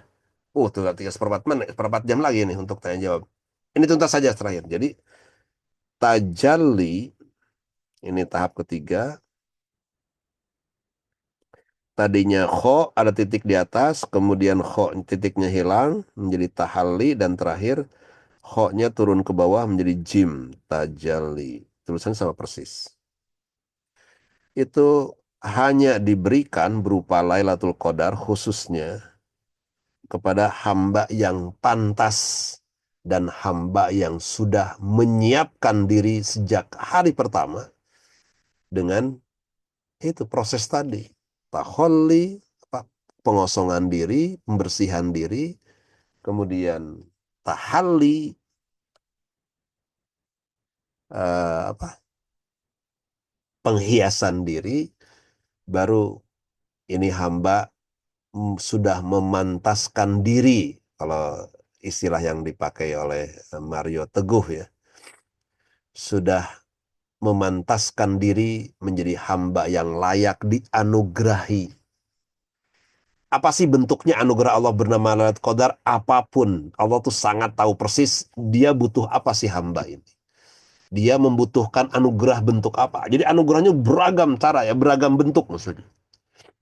Dari yang ketaatannya makin bertambah, dari yang perilakunya berubah total, dari semua hal lah yang, dan yang paling indahnya kalau sudah dilabeli oleh Allah sebagai al-mu'minun dan al-muttaqun. Jadi la'alakum tattaqun itu semoga engkau bertakwa. Itu kan masih kata kerja nih, la'alakum tattaquna. Kalau yang sudah identitas mah la'allakum minal muttaqin, al-muttaqin. Nah, itu dari identitas sudah. Jangan dulu ke muttaqun yang lebih tinggi derajatnya, ke al-mu'minun aja, alif lam mu'minun itu juga sudah sangat indah. Ya, aduh saya harus selesai ini biar ada ruang untuk diskusi dulu.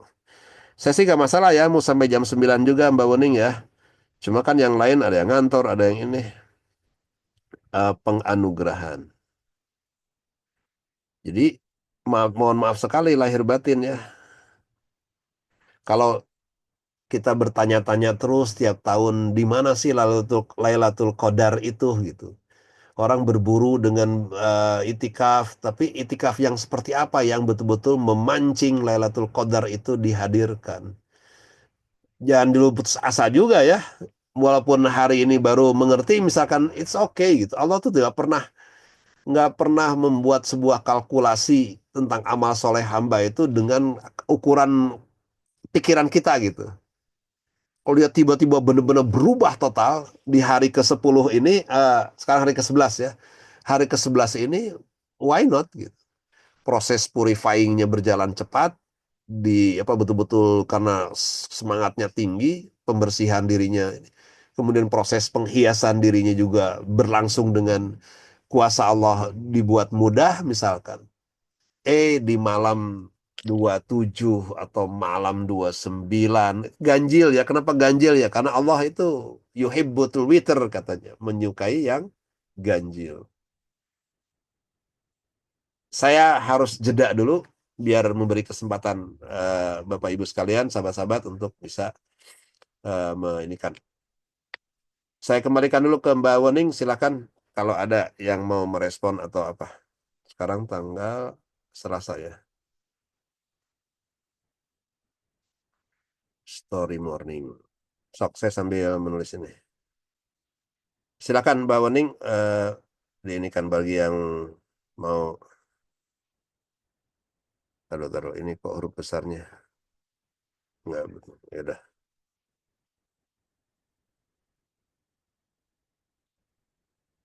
Terus dari, salah.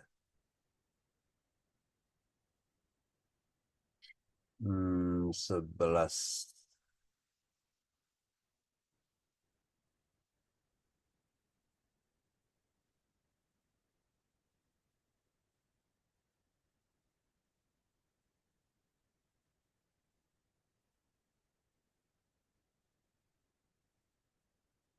Silakan kalau ada yang mau ini.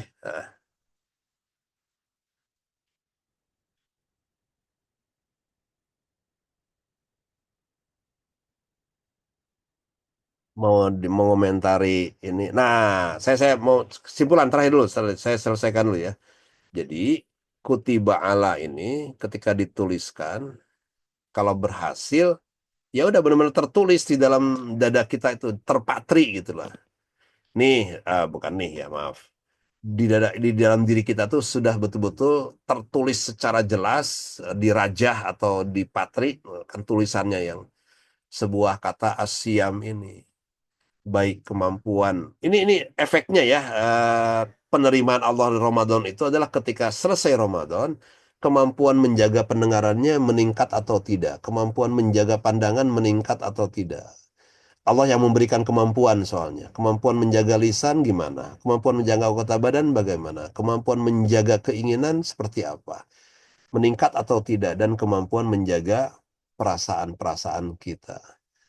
Ini harap cemas tuh yang highlightnya ya. Sebenarnya ada perasaan sedih, perasaan gembira, rasa bangga, rasa nah, ada yang kalau dia mampu mengendalikan perasaan, dia bisa memilih kan. Saya nggak boleh merasa bangga diri, itu. Saya harus tawadu, harus bersikap rendah hati. Saya tidak boleh mendengki, saya harus mudah memaafkan. Nah, rasa kasih sayang yang membuat seorang mudah memaafkan. Baik, silakan. Kalau tidak ada, saya mau tutup nih. Yang mau merespon. Enggak. Ini ada beberapa yang sudah saya kenal. Baik, Mbak Dia mau komentar atau gimana? Silakan ya. Eh, Mbak Evi, Firosa, silakan. Mas Gani, ini orang-orang yang Bu Hafni, boleh. Mbak Lilis, Mbak Lisdia, saya absen ya.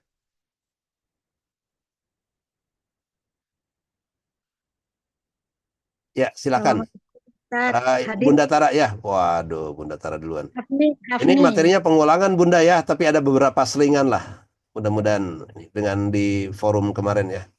Bunda Ini Hafni tadi dulu bukan deh, Bunda Bunda Hafni Tara, dulu. Ustaz. Ini Bunda Hafni. Hafni dulu, monggo Bunda. Bunda Tara ngangkat tangan tadi ya. Oke, Bunda Tara dulu. Bunda Tara. Ya. Enggak, pertanyaan saya sebenarnya cuma sederhana sekali ya Ustadz Afwan. Saya kan istilahnya dari dulu tuh sampai sekarang tuh selalu bertanya-tanya sebab kalau namanya Lailatul Qadar tuh selalu dikaitkan dengan hal-hal yang gaib gitu loh Ustadz. Ya, ya. Sampai pun pengalaman di Arab Saudi ya waktu itu pernah mengikuti Qiyamul Lail lah. Syekh Sudes waktu itu yang mimpin. Itu memang pas ya di hari-hari ganjil itu ada kayak gimana sih suasana itu, maunya kita tuh bikin dengar dengar ngajinya walaupun kita nggak ngerti ya ininya ngajinya apa tuh, air mata tuh turun terus gitu loh. Jadi kayak kita tuh dibuat apa ya, dibuat melankolis, dibuat terus suasana itu kayak apa, dibikin kayak ada shower gitu lah. Jadi kayak ada apa, Mhm. cipratan-cipratan gitu loh. Jadi terus saya mikir ini apa ini ya namanya Lailatul Qadar gitu. Kalau saya sih yakin tadi yang seperti Ustadz menjelaskan tadi ya, bahwa saya lebih lebih cocok dengan perubahan gitu loh, perubahan dalam semuanya lah, segala-galanya yang keberkahan yang Allah berikan ya. Jadi persiapan-persiapan yang kita jalani dari pembersihan diri ya, dari penyucian diri dari awal itu sampai akhirnya kita dapat penganugerahan gitu. Kalau saya lebih, tapi kenapa kok dalam prakteknya itu ada yang cerita-cerita yang seperti itu gitu loh Ustaz. Jadi saya sendiri kadang-kadang bingung gitu. Ya. Gimana Ustaz? Betul, Bunda. Memang kita tidak bisa menyalahkan. Artinya itu benar juga. Jadi gini, ketika Allah memberikan anugerah di malam Qadar, nah istilah Qadar itu kan tadi ala kadarnya kan, kadar Qadar juga disebut ya. Qadar itu takdir, bisa juga ukuran kadar ya, kadar emas, kadar perak gitu. Ini malam di mana takdir Allah terhadap diri kita seiring dengan kita sudah berhasil mengukur diri gitu, tahu gitu kapasitas diri dan ke apa yang harus diri kita lakukan gitu. Itu yang itu dimaksud dengan qadar itu, Lailatul Qadar itu. Nah, Allah itu Hmm. maha memberi anugerah, Bunda. Nah, selain Hmm. diberikan kepada orang-orang yang pantas mendapatkannya karena dia siap dan dia layak, nah itu kan kesiapan dan kelayakan gitu. Untuk kita Hmm. mencapai kelayakan ya harus menyiapkan diri kan. Ketika kesiapannya sudah tercapai, maka oh dia layak mendapatkan anugerah. Itu sampai orang-orang lain pun ikut merasakan gitu kehadiran itu. Tapi kepada siapa? Yang tertentu itu. Yang lain Hmm. ikut merasakan bahagianya gitu. Nah, orang merasa cukup dengan itunya gitu. Sayangnya ya, merasa cukup dengan Hmm. oh iya ya kok tenang udaranya. Memang begitu. Hadirnya itu dengan jadi alam semesta ini menyambut kehadiran di malam takdir Allah kepada seorang hamba dalam penyempurnaan dirinya. Jadi takdir terbaiknya ya takdir Allah itu adalah diwujudkan dalam bentuk si hamba itu disempurnakan gitu. Tahu dirinya gitu. Tahu diri itu kan tahu bahwa ya Allah saya ini dimudahkan urusan dakwah, maka tugas saya berdakwah misinya. Tahu diri bahwa saya ini seorang engineer ya Allah, maka saya tahu itu dan saya jalankan amanah sebagai seorang engineer ini untuk memberi kemaslahatan bagi umat manusia. Jadi orang yang mengenal diri, kalau kata Rasul ya, sebagian mengatakan bukan hadis, tapi saya meyakini itu hadis. Tapi sebagian mengatakan kata-katanya Ali bin Abi Thalib gitu. Siapa yang mengenal diri, takdir dirinya, kodar dirinya gitu, dia akan mengenal siapa Robnya. Jadi saya sebut Lailatul Qadar itu malam di mana Allah dikenali, gitu sederhananya ya. Kapan Allah dikenali? Ketika dirinya dikenali juga. Nah, Allah dan Allah menyempurnakan diri si hamba itu. Siapa yang layak mendapatkan kesempurnaan diri ini? Kan Allah yang menyempurnakan, tapi siapa yang mendapatkan? Hanya orang-orang tertentu yang di malam-malam itu sudah siap, sudah melewati fase purifyingnya, pembersihan diri, melewati fase penghiasan dirinya, sudah Sendiri. pantas dan siap diberikan malam itu. Yang lain ikut ikut merasakan. Bagi yang merasakan, yang ngeh ya, karena yang lain nggak ada yang juga yang nggak ngeh. Oh ada ya Hmm. semalam ada malah. Tapi ya buat orang tersebut hanya seneng aja, tapi nggak dapat apa-apa buat dirinya kan. Naudzubillah ya. Dia sekedar Betul, betul. merasakan apa yang orang lain rasakan, tapi tidak mendapatkan. Itu bedanya. Jadi Hmm. ada yang mendapatkan, ada yang cukup merasakan. Itu udah membahagiakan juga. Hanya Iya, betul. orang hanya puas dengan fenomena spiritual itu, fenomena-fenomenanya saja gitu. tapi Iya, tidak bertanya-tanya.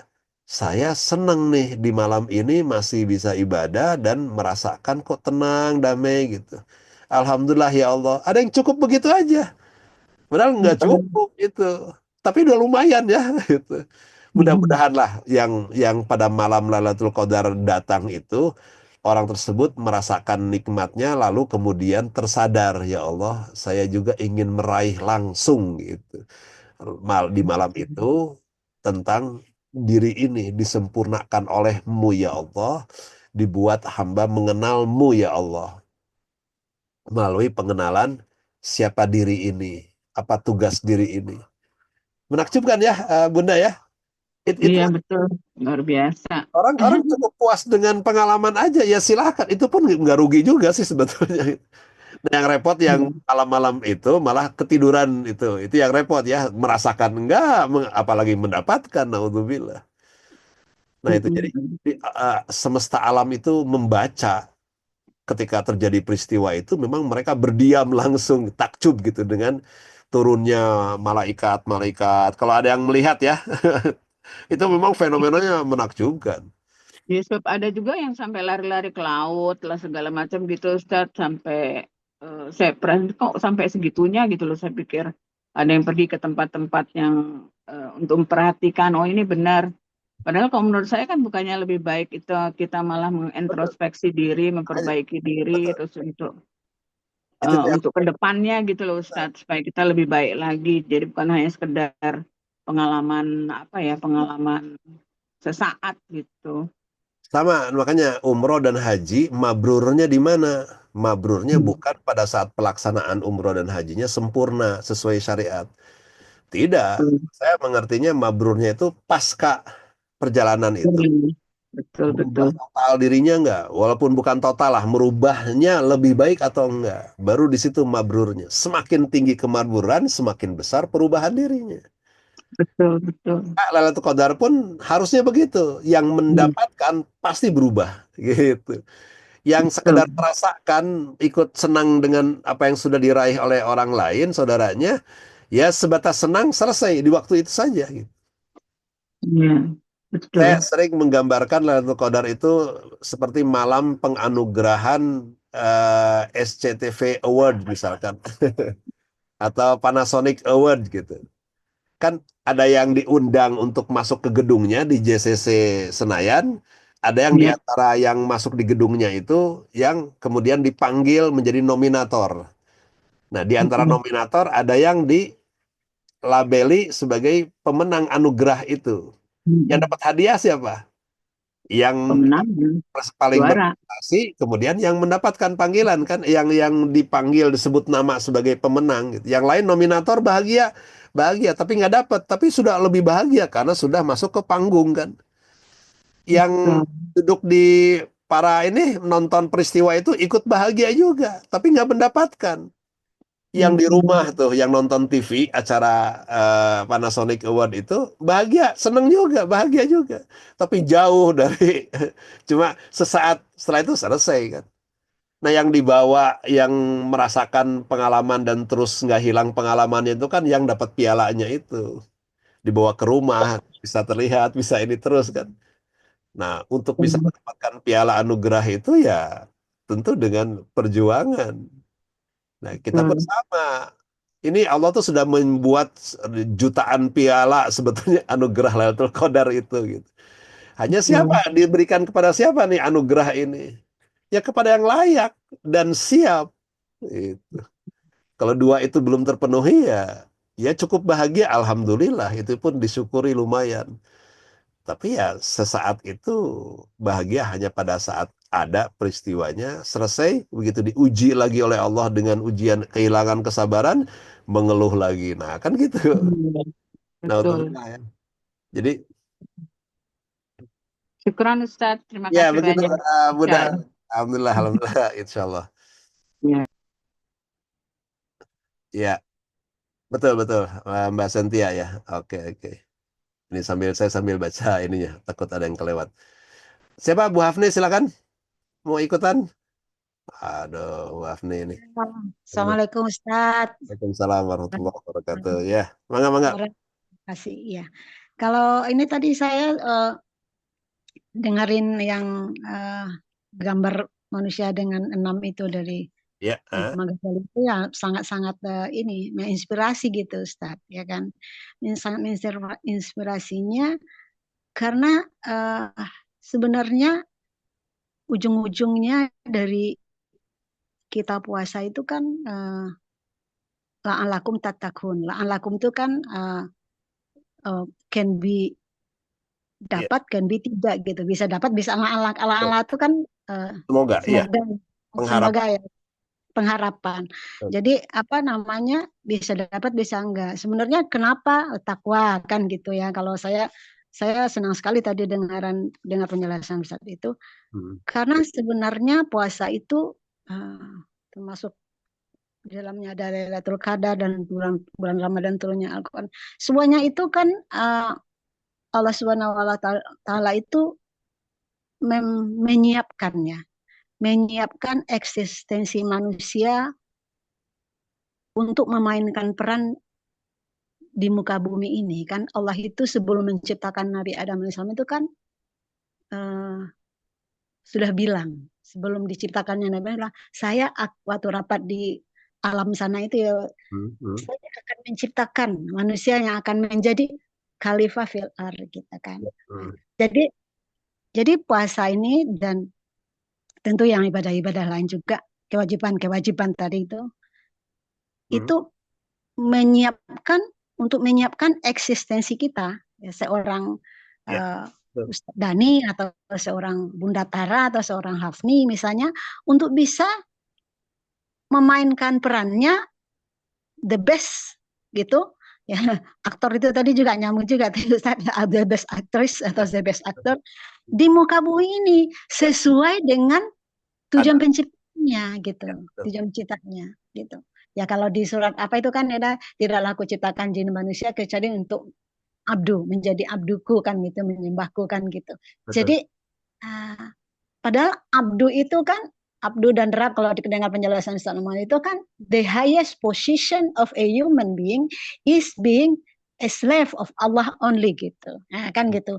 Jadi abdu itu adalah posisi tertinggi seorang manusia. Kalau di manusia, kalau di dunia kan kita budak atau kita hamba seorang manusia, kita kan paling rendah posisinya kan gitu ya Ustadz ya. Tapi kalau kita Abdurrahman atau Abdullah gitu, the only slave of Allah, itu kita berada pada puncak tertinggi. Itulah hikmahnya kita diberi kutiba tadi yang Ustadz jelaskan itu ya apa, saya kok jadi nyambung ini ke sana aja. Kenapa diwajibkan? Itu untuk mempersiapkan. Lalu sebenarnya apakah hanya untuk mempersiapkan kita di bumi ini saja? Ya tidak gitu. Itu juga menyiapkan seorang manusia untuk mendapatkan kesempurnaan yang telah ditentukan ya kadar untuknya itu di akhirat nanti. Apa? Kalau kita baca Al-Quran, itu ada beberapa ya. Salah satu karena kita di grup sebelah juga baru tadabbur Al-Qamar ya. Itu surat Al-Qamar ayat 54 ayat 55. Innal muttaqina fi jannah wa nahar gitu ya Ustaz ya. Innal muttaqina ayat terakhir itu ada 2 ayat terakhir surah Al-Qamar. Innal muttaqina fil jannah wan nahar gitu. Dan ada lagi innal muttaqina fi jannati wan naim. Ada beberapa ayat dan banyak mengatakan bahwa muttaqi itu berada dalam surga gitu. Muttaqi itu kan bentuk isim fa'il ya dari bentuk benda isim fa'il dari kata taka itu ya Ustadz ya. Nah, jadi sebenarnya hikmah menarik juga tadi ini ininya Bunda Tara itu ya. Kada orang justru menghabiskan waktunya lari ke ke laut melihat benar apa terjadi itu apa laut air beku atau gimana ya. Saya ingat waktu kecil Ustadz Dani, waktu kita belajar ngaji di musala itu misalnya gitu kan masih umur 7 tahunan gitu. Terus kita keluar rumah tuh, ini pohon-pohon juga kan ustadnya kan jelas pohon-pohon juga tunduk. Ini tanaman di depan rumah tuh apa tuh tunduk nggak gitu sampai seperti itu kan, itu anak kecil ya, seorang bocah-bocah kecil tuh, kita rame-rame yuk kita lihat yuk keluar gitu. Jadi orang lagi sholat kita keluar ngeliat, ya benar nggak ya, ya gitu. Jadi dua, jadi hikmah dari puasa itu dua itu, Allah Subhanahu wa taala tuh saking cinta dan sayangnya sama kita, kita apa namanya, we get all the targets yang telah Allah siapkan dalam potensi diri kita untuk bisa berfungsi maksimal.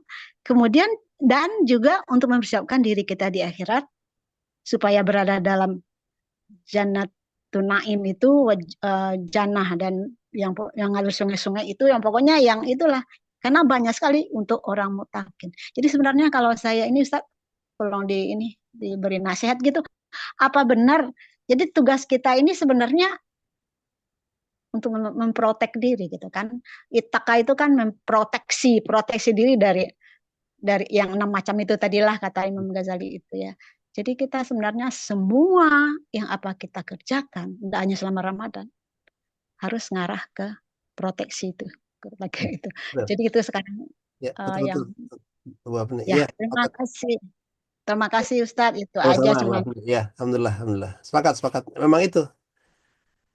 Tapi bukan tujuan ya, kemampuan menjaga diri itu. Tujuannya takwa tadi. Ya, takwa. Untuk bisa mencapai sebuah tujuan ketakwaan yang itu diberikan kapan di malam Lailatul Qadar itu, maka jalan mencapai itu yaitu dengan tahapan-tahapan seperti ini. Tahapan bebersih dulu, kosongkan dari hal buruk, dimurnikan dulu, kemudian tahapan penghiasan, sifat-sifat baik yang Allah turunkan harus kita sandang, kita pakaikan.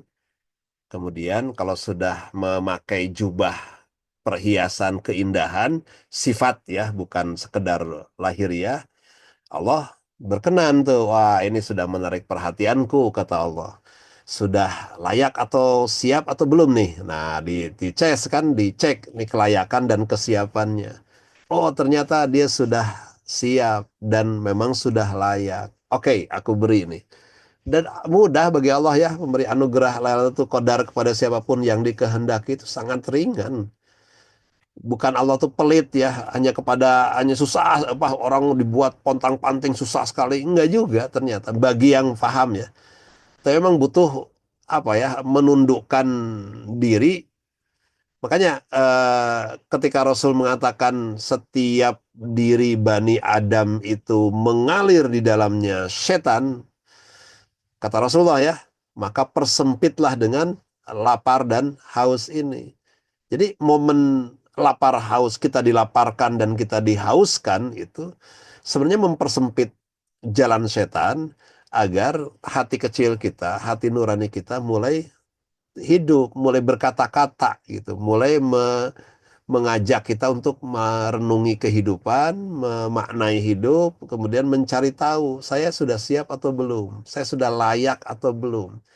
Termasuk pertanyaan-pertanyaan ini, ya Allah, seharian ini saya sudah menjaga pandangan atau tidak?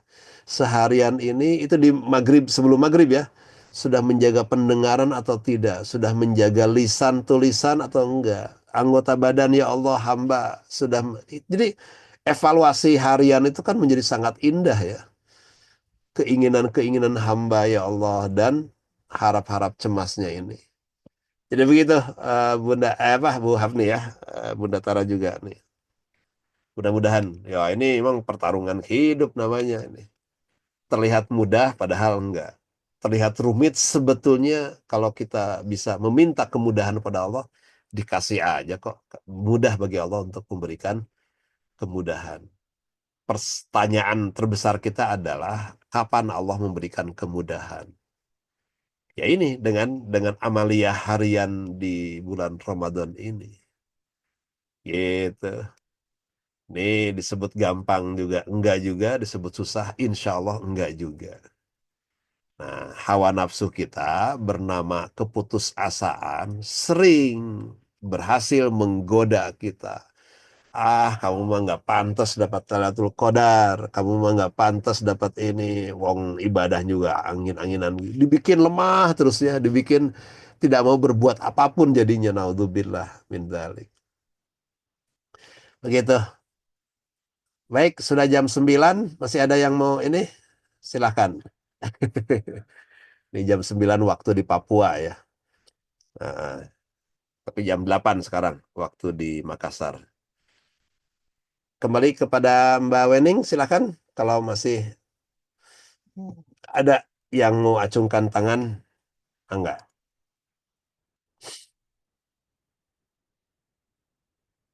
Ini jam kerja memang, jadi tetap harus dibatasi ya, mudah-mudahan. Nah, itu kalau tidak ada, mau saya tutup warung nih. Mbak Wening gimana?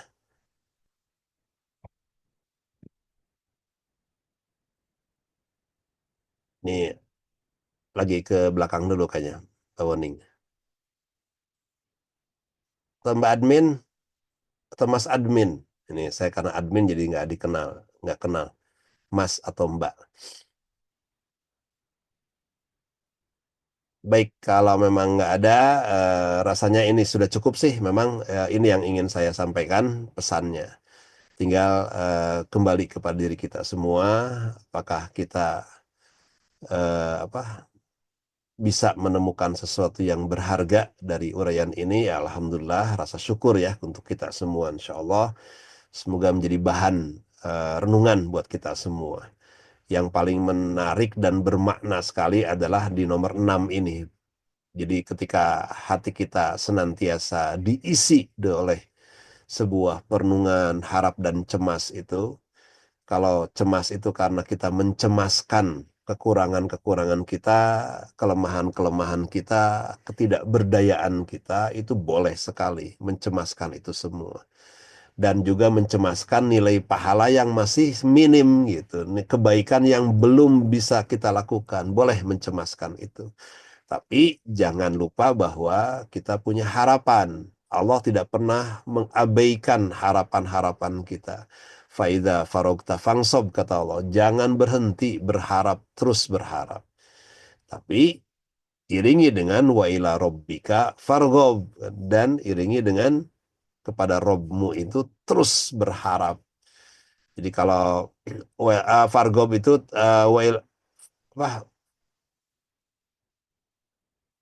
wa idza faragta fansab itu jangan berhenti berikhtiar, maksudnya, maaf. Jadi ikhtiar terus kita lakukan, kita upayakan setiap saat sehingga bisa membuat sebuah agenda khusus ya menjelang maghrib itu mengevaluasi 6 hal ini. Kemudian ditutup dengan wa ila rabbika farghab. Harapan itu yang menjadi sesuatu yang menjadi pemuncaknya ya, kuncinya agar apa yang kita inginkan, yang sudah kita amalkan betul-betul merubah diri kita. Semoga yang kita cemaskan pun Allah cabut, Allah angkat. Dan kita tergolong sebagai hamba-hambanya yang memang sudah Allah jaminkan. Nih orang-orang yang sudah siap, ini orang-orang yang sudah layak, dipanggil, diberi semangat yang tinggi di 10 hari terakhir untuk lebih banyak mencium sejadah kita, memperpanjang sujud kita. Masjidnya harusnya masjid itu penuh ya di 10 hari terakhir. Ramadan di Saudi, Mekah, Madinah itu 10 hari terakhir itu berbondong-bondong orang tuh rela gitu ya, sampai itikaf 10 hari. Sayangnya di kita terbalik ya, 10 hari terakhir sibuk berbondong-bondong menuju ke pusat perbelanjaan kiri kanan karena diskon pun besar-besaran di 10 hari terakhir Ramadan karena target mereka harus terjual, kita merasa diuntungkan dengan potongan-potongan harga. Itu tantangan besar. Jadi, tapi kembali lagi kepada kita semua, insya Allah kita semua saling bahu-membahu ya, saling mengingatkan. Rasanya ya, mestinya Allah itu bukan zat yang maha pelit, naudzubillah, bukan zat yang maha kikir, tapi zat yang maha pemurah. Memberi apa yang kita butuhkan, mengabulkan apa yang kita minta. Pertanyaan kita adalah, atau persoalannya adalah, kita benar-benar meminta atau tidak? Benar-benar membuat semacam targeting di Ramadan ini atau tidak?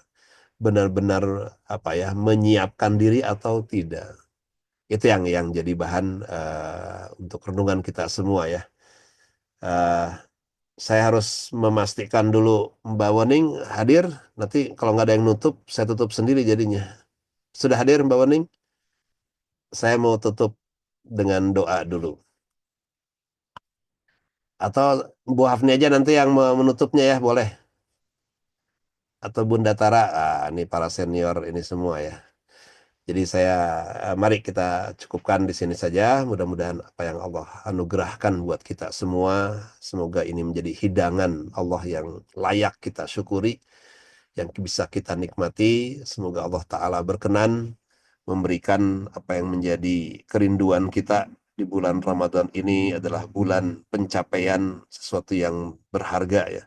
Semoga Allah memberikan kepada kita apa yang kita rindukan, apa yang kita harapkan, apa yang kita nantikan. Semoga Allah Ta'ala berkenan memberikan pengabulan itu semua. Mari kita doakan saudara-saudara kita yang sedang terzolimi. Semoga Allah angkat kezolimannya, dihapuskan kezolimannya. Siapapun yang menzolimi diri kita atau diri saudara-saudara kita, kepada yang sedang sakit, mari kita doakan selalu semoga Allah anugerahkan ridho dengan ketetapan yang hadir dan Allah anugerahkan kesembuhan yang membawa kebaikan.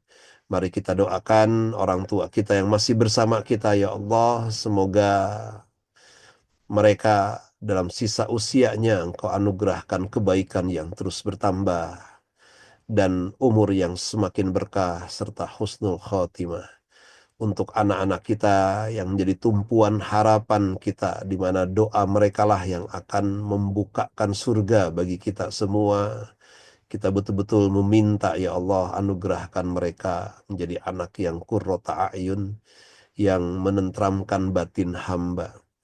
Berikan mereka sebuah kecerdasan pikiran, kecerdasan hati, kecerdasan langkah kaki di dalam menempuh perjalanan mengabdi padamu, ya Allah, menjadi hamba yang bertakwa, hamba yang taat, hamba yang mengabdi, yang bersemangat dalam belajarnya, bersemangat dalam kehidupannya. Semoga kami, para orang tua, Engkau anugerahi, ya Allah, kemampuan bijak dalam membimbing, menuntun mereka, diberi kemampuan memberikan keteladanan yang baik terhadap di mata mereka, dan dijauhkan dari segala keteladanan buruk kami, ya Allah. Kita doakan juga kepada yang telah mendahului kita, orang tua kita atau pasangan, ya Rabbana, anugerahkan mereka kelapangan di alam barzahnya, ampunan dari segala dosa dan kesalahannya, dan angkat derajatnya, ya Allah. Anugerahkan cahaya di alam kuburnya, ya Rabbana. Kepada kita semua, semoga Allah ikatkan hati kita semua dalam sebuah ikatan yang saling menguatkan, mengokohkan, saling menolong, saling mendoakan, saling memaafkan, dijauhkan dari segala iri dan dengki, dendam dan benci. Untuk semua doa dan harapan, mari kita iringi dengan berkahnya Ummul Kitab dan salawat kepada baginda mulia. Allahumma salli ala Sayyidina Muhammadin wa ala ali Sayyidina Muhammad bibarakati Ummil Kitab. Al-Fatihah. A'udzu billahi minasyaitonir rajim. Bismillahirrahmanirrahim. Alhamdulillahi rabbil alamin. Arrahmanir rahim. Maliki yaumiddin. Iyyaka na'budu wa iyyaka nasta'in. Ihdinas siratal mustaqim. Siratal ladzina an'amta 'alaihim ghairil maghdubi 'alaihim waladdallin. Amin ya Allah ya rabbal alamin. Amin ya Allah ya mujibas sa'ilin, ya qabilad du'a, ya sami'ad du'a, ya arhamar rahimin. Taqabbal ya karim. Subhana rabbika rabbil izzati amma yasifun, wa salamun alal mursalin, walhamdulillahi rabbil alamin. Ya, alhamdulillah, terima kasih semuanya atas segala kehadiran, atensi dan lainnya. Saya izin kembalikan lagi kepada Mbak Wening sebagai moderator. Mbak Wening sudah hadir? Mbak admin aja boleh, atau Mas admin, atau siapa yang menutup? Bu Hafni boleh, atau Bunda Tara, ini di antara orang-orang yang saya kenal. Siap Ustadz, terima kasih. Marilah kita berucapkan terima kasih kepada Ustadz Dani yang telah memberikan ilmu bermanfaat. Amin. Semoga menjadi amalan kita semuanya. Mungkin Mbak Wening lagi nggak ini Ya, ya, nggak nggak online. apa-apa. Jadi kita tutup dengan istighfar 3 kali, astagfirullahaladzim, astagfirullahaladzim, astagfirullahaladzim, dan membacakan doa kafaratul majlis. Subhanakallahumma wa bihamdik, asyhadu an la ilaha illa ant, astaghfiruka wa atubu ilaik.